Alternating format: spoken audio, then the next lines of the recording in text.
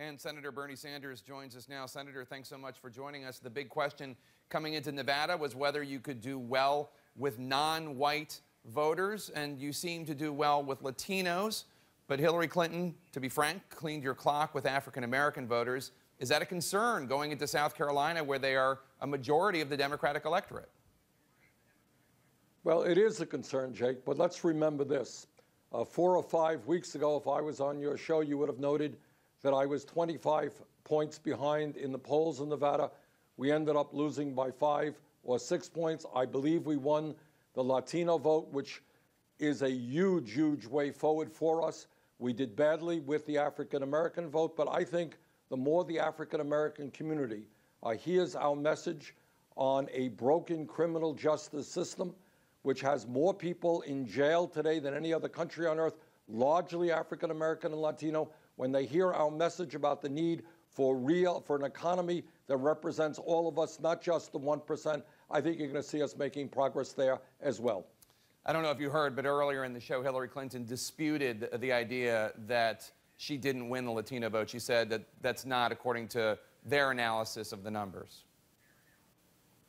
Well, that is according to, who knows, the answer is. But according to analyses that I have seen, that is the case. And nationally, it is clear that we are doing better and better with Latino voters. We started way, way down, and now we're doing much better. And look, here's the other truth. The truth is that for a campaign that started off as a fringe campaign at 3% in the polls, we have enormous momentum. You have noticed that one of the recent national polls actually had us ahead of Hillary Clinton. In state after state, her margin is narrowing.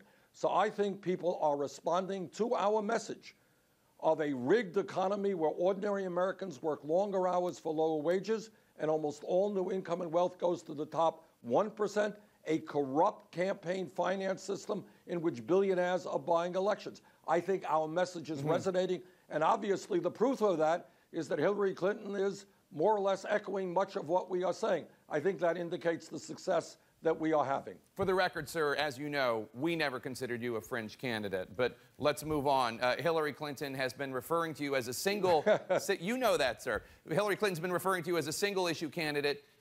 What do you think when she says that? I haven't the vaguest idea what she's talking about.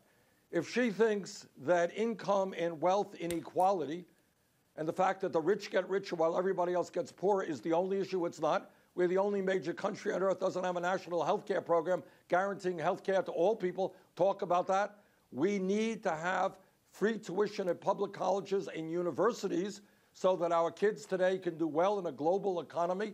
We need to have the wealthiest people and largest corporations pay their fair share of taxes. We're working very hard to transform our energy system so we effectively combat climate change. We are talking about dozens of issues. I'm not quite sure where Secretary Clinton is coming from. But what I will repeat is I think we have got to address this real crisis of a corrupt campaign finance system in which billionaires and their super PACs are trying to buy elections.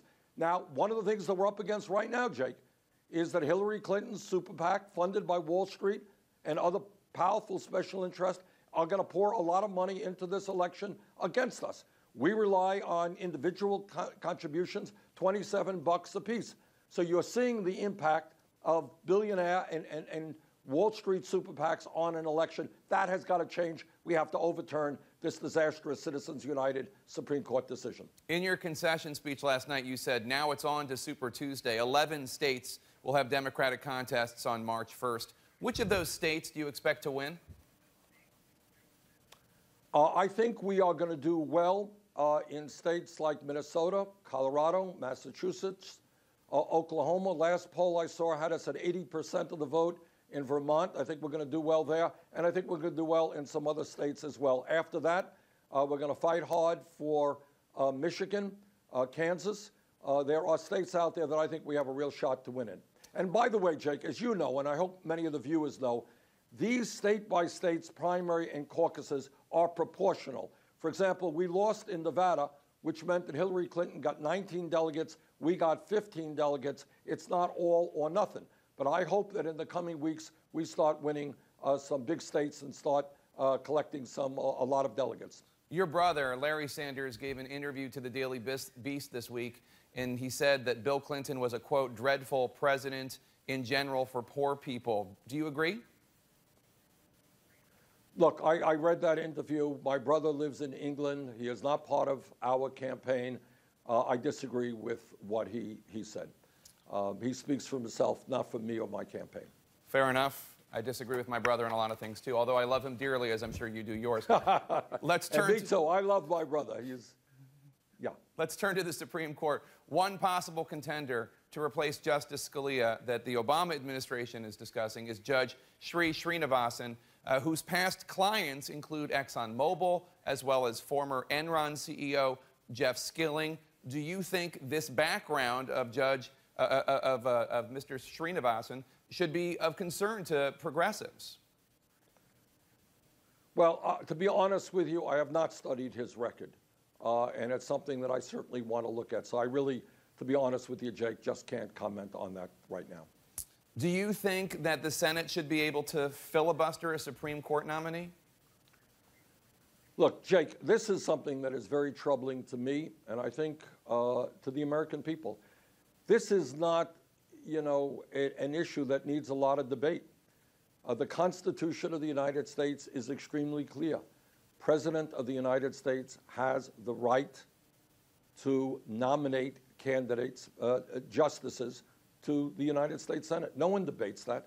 The idea that Mitch McConnell and the Republicans in the Senate are trying to deny the president his constitutional right to appoint Supreme Court justices is really an outrage. And it is an outrage because these guys, the Republicans, they love the Constitution. They talk about the Constitution day after day after day, except, I guess, when you have a Democratic president who is doing his constitutional duty and nominating a Supreme Court justice. So I hope very much that the American people are loud and clear and say to the Republicans, let the president must have the right to do what the constitutional mandates. Quickly, sir, the Chicago Tribune uncovered a photograph this week of you being arrested during the civil rights era.